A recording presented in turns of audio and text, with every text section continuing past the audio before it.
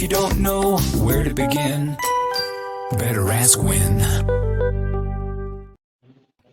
Shane, good to see you. Today we are talking through a tax-smart alternative to cash. Following several rate hikes by the Fed, investors can once again earn retractive rates on cash. But after accounting for taxes, your investment might not even be keeping pace with inflation. So what are some questions that risk-averse investors should consider before buying CDs, treasuries, or money markets? The thing that really comes to mind is, how is the tax going to affect the overall return that you get from these cash vehicles? So we see banks offering 5% CDs, money markets, bank accounts offering pretty good returns. But we got to keep in mind how these accounts are taxed, and they're taxed differently than most investment accounts. And when you receive a 1099 for the interest that you earn on these dollars, you got to make sure that that doesn't dig too deeply back into your gains. And we see so often that it does, and unfortunately, it really causes the money to have a hard time keeping up with inflation.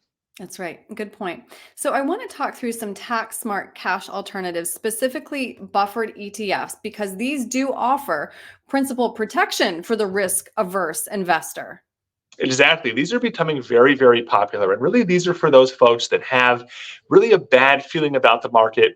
They don't see the market doing well for very much longer. They might feel a crash is coming soon, but they don't want the money just sitting on the sidelines. So these buffered ETF products can give you a meaningful upside, really give you the potential to earn some nice returns to a cap, but also they give you a downside buffer, which means if you lose a 10, 15, 20% a downside in the market, if the market goes down, you're protected against a set known amount of downside. And those really are powerful for those folks, like I said, who are just kind of worried but don't want to sit on the sidelines at the same time.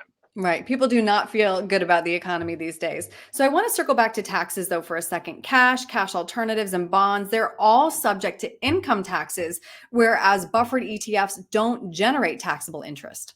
Right. They don't work as much on that interest. They work more on a capital gains style taxation. So it can be more advantage to your overall portfolio to work in that world of capital gains taxation rather than ordinary income taxation. And this is all part of a strategic tax plan, part of an overall retirement plan, and something that we do every day.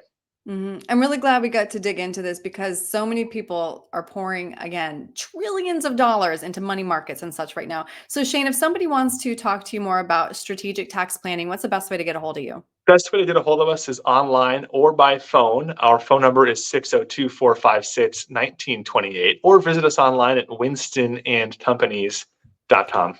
All right. Shane, thanks so much. Thanks so much, Erin.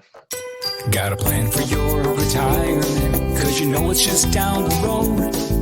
But if you don't know where to begin,